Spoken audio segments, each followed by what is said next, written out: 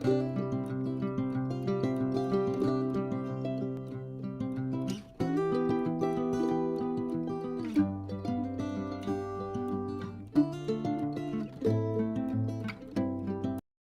Morning বন্ধুরা, কেমন আছেন সবাই?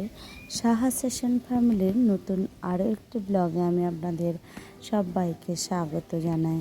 তো এখন সকালে টিফিন বানাতে এলাম রান্নাঘরে। তো এখন মেয়েকে করে দেব হলো ব্রেড টোস্ট।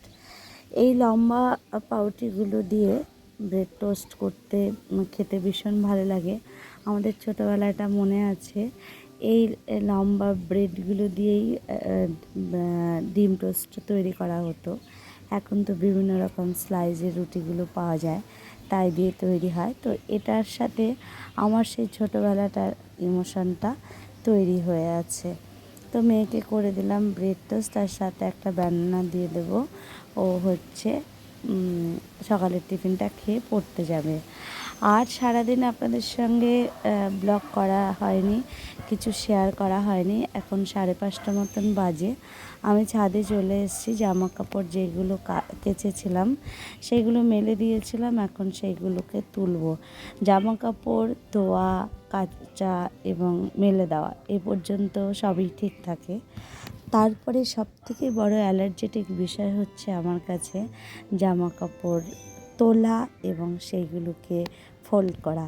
তো আমি আজকে উপরেই দাঁড়িয়ে ফোল্ড করে নিলাম, আর এখন এগুলোকে নিয়ে যাব। আর কিছু এখনও ভেজা আছে, সেইগুলোকে রেখে গেছি। এখন সন্ধ্যাবেলা আমার মেয়ে পড়তে যাবে, তো ওর জন্য একটুখানি টিফিন আনানো হয়েছে। ওটা হলো পনিরের কিছু একটা আইটেম আর 2টো চপ। আর এখন একটুখানি সস নিয়ে নেবে। এইগুলো হলে তো মেয়ের কথাই নেই, ভীষণ পছন্দের খাবার। বাইরের যে কোনো খাবারই আমার মেয়ের ভীষণ পছন্দ। তো এগুলো খেতে ভালোবাসে, বাট মাঝে মাঝে একটুখানি ডায়েট ফলো করে, যখন তখন আর খেতে চায় না। তখন আমাকে বলছে, তুমি যদি ভিডিও করো না তাহলে আমি কিন্তু খাবো না এখন।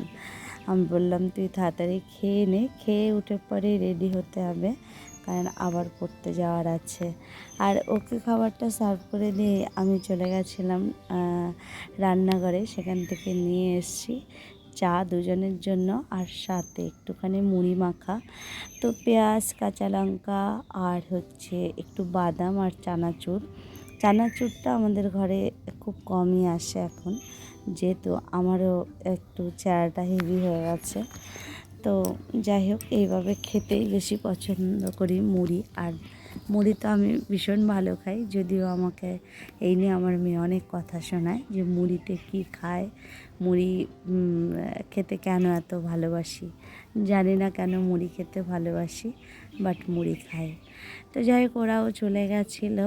তো আমি আজকে যেহেতু সারাদিনে সেইভাবে কিছু রান্নাও হয়নি, তাই আমি এখন একটুখানি চিকেন করব। চিকেনটাকে দুপুরবেলা ধুয়েই একটু লবণ মেখে ফ্রিজে রেখে দিয়েছিলাম। আর কিছু যেহেতু করা হয়েছিল না দুপুরবেলা, তো এখন ভাবলাম তাহলে রাতের জন্য করি। তো এখানে দেখলেনি, একটু পেঁয়াজ, একটু আদা, একটু রসুন আর কটা কাঁচা লঙ্কাকে পেস্ট করে নিয়েছি। আর একদমই অল্প একটুখানি চিকেন। তো এটাকে আমি এখন একটুখানি ভালো করে ম্যারিনেট করে নেব। আর দিয়ে দিচ্ছি টক দই।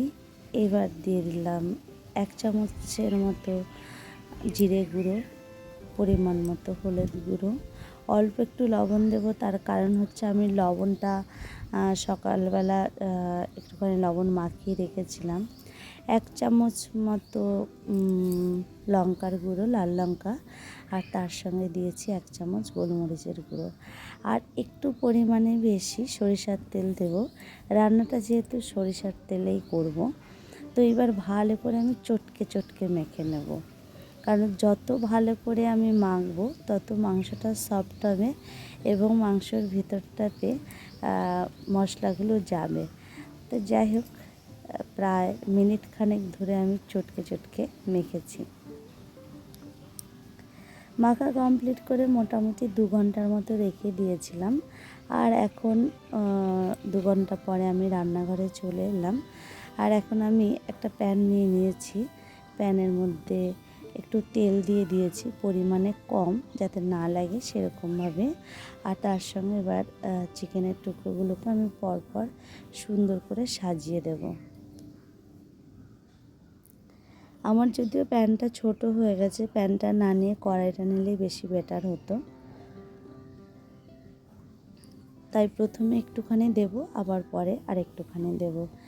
আর যেহেতু কোনো ফোড়ন দিচ্ছি না, মানে টাইপ অফ ভাপাও বলা যায় না, একদম শুকনো হবে জিনিসটা, তো দিয়ে আমি মিনিট 5-এর জন্য মিডিয়াম টু হাই ফ্লেমে দিয়ে, লো টু মিডিয়াম হাইতে দিয়ে আমি এটাকে ঢেকে দিলাম।